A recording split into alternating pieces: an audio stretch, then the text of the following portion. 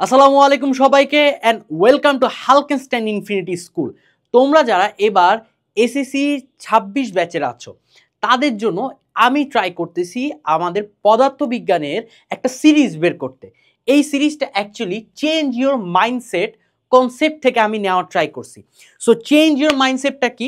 আমাদের জন্য আমরা মনে করি একটা কাস্ট চ্যাপ্টার হচ্ছে ফিজিক্স। এই ফিজিক্সকে কিভাবে আমাদের বোর্ড ওয়াইজ ক্র্যাক করা উচিত এটাকে নিয়ে আমি একটা সিরিজ আকারে ধারাবাহিক একটা ভিডিও আমি অনেকগুলো পাবলিশ করব। সো আজকের ভিডিওতে আমি যেটা পাবলিশ করব সেটা হচ্ছে আমাদের তিনটা চ্যাপ্টার, চ্যাপ্টার 2, 3, 4। এই তিনটা চ্যাপ্টারে কোন কোন টপিক তুমি যদি বাদ দাও তার মানে তুমি গণহারে ধরা খাবা তোমার বোর্ড পরীক্ষায়। ইভেন তুমি তোমার সামনে হচ্ছে ফাইনাল পরীক্ষা আসতেছে, তাই না, টেস্ট পরীক্ষা আসতেছে, এই চ্যাপ্টারগুলোর মধ্যে দেখবা 100% এই টপিকগুলো থেকে কোশ্চেন তুলে দিচ্ছে। সো প্রথমে আমি স্টার্ট করব চ্যাপ্টার 2 থেকে। চ্যাপ্টার 2তে আমাকে প্রথমে বেগ এবং ত্বরণ রিলেটেড যে টপিক এটা খুব ভালো মতো আমাকে কনফার্ম করতে হবে, হ্যাঁ ভাই আমি বুঝতে পারছি। এবং এখান থেকে কিগুলো দেয়, এখান থেকে সব থেকে ইম্পর্টেন্ট পার্ট হচ্ছে গ্রাফ রিলেটেড কনসেপ্টগুলো তোমাকে বারবার তুলে দিচ্ছে। তোমাকে ত্বরণ বনাম সময়ের গ্রাফ দিচ্ছে, তোমাকে বেগ বনাম সময়ের গ্রাফ দিচ্ছে, তোমাকে এখান থেকে গ্রাফ থেকে বিভিন্ন প্লটিং, তোমার আদি বেগ কি হচ্ছে, শেষ বেগ কি হচ্ছে, তোমার শেষ ত্বরণটা কি হচ্ছে, ত্বরণটা কিভাবে ফ্ল্যাকচুয়েট করতেছে, এই সব কিছু তোমাকে গ্রাফ রিলেটেড তোমাকে এখান থেকে তুলে দিতে পারে কোশ্চেন। সেকেন্ড কোশ্চেন হচ্ছে কথা রিলেটেড। এই কথা রিলেটেডের মধ্যে তোমার সব থেকে ইম্পর্টেন্ট পার্ট হচ্ছে প্রতিযোগিতা। ঠিক আছে, দুইজন ব্যক্তি প্রতিযোগিতা করছে, কে আগে পৌঁছাবে কে পরে পৌঁছাবে, এই রিলেটেড হচ্ছে জিনিসপাতি তোমাকে তুলে দিতে পারে। এবং এই দুটা কনসেপ্ট তুমি যদি ভালো মতো জানো তাহলে তোমার এখান থেকে চ্যাপ্টার 2 এর 50% মনে করো ডান, 50% টোটালি ডান। সেকেন্ড পার্ট, নিক্ষিপ্ত বস্তু।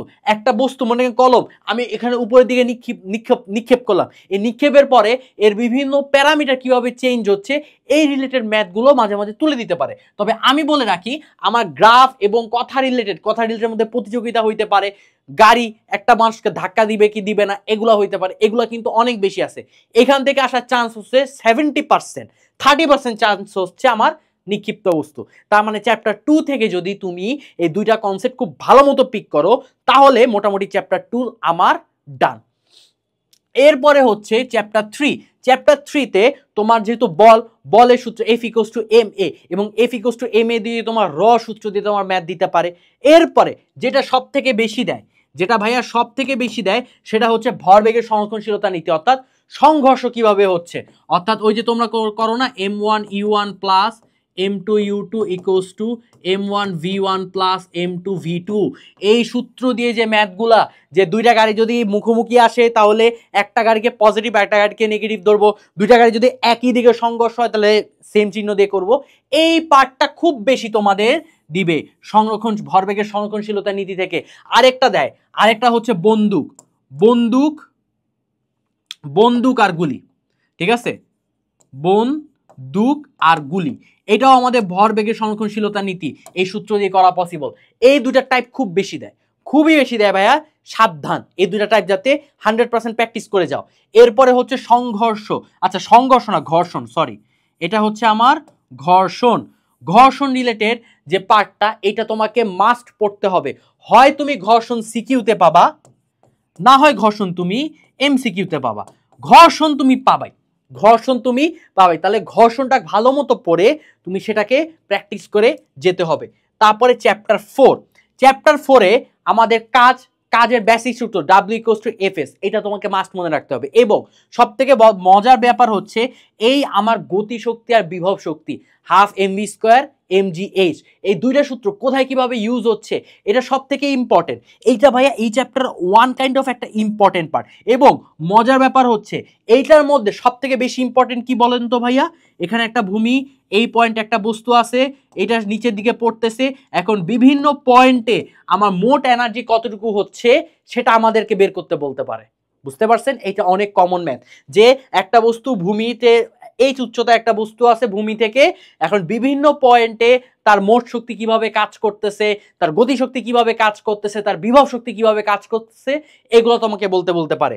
এরপর লাস্ট বাট নট লিস্ট, এটা হচ্ছে কূপ কুয়া রিলেটেড ম্যাথ।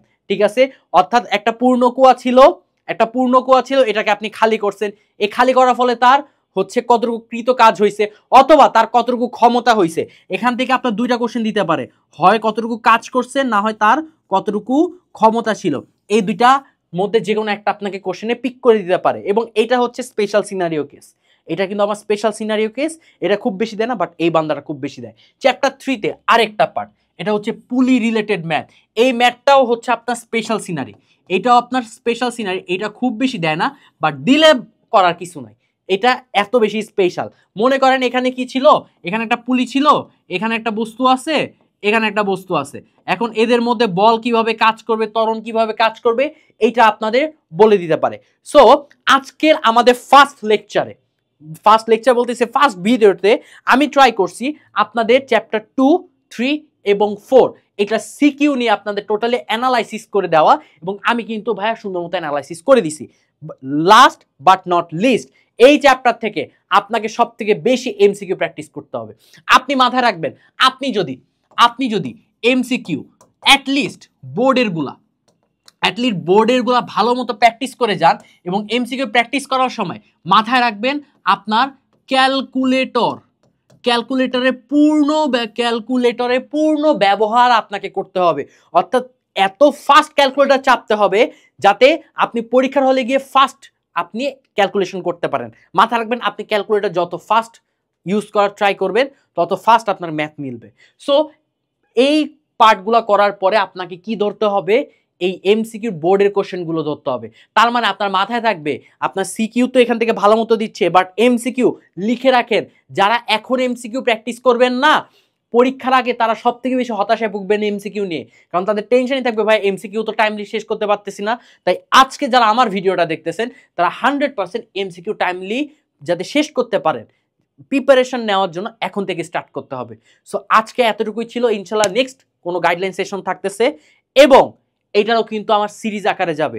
সো ইনশাল্লাহ আমি ট্রাই করব পুরোপুরি সিরিজটা যাতে আপনাদের কভার হয়, এবং এইটা শুধু আপনাদের জন্য না, পরবর্তী যারা ব্যাচ আসবে তাদের জন্য কিন্তু ইম্পর্টেন্ট। এই কোশ্চেনের টাইপ কিন্তু চেঞ্জ হবে না, মানুষ চেঞ্জ হতে পারে, কোশ্চেনের টাইপ চেঞ্জ হবে না। তো সুস্থ থাকেন, সুন্দর থাকেন, সবাইকে আসসালামু আলাইকুম।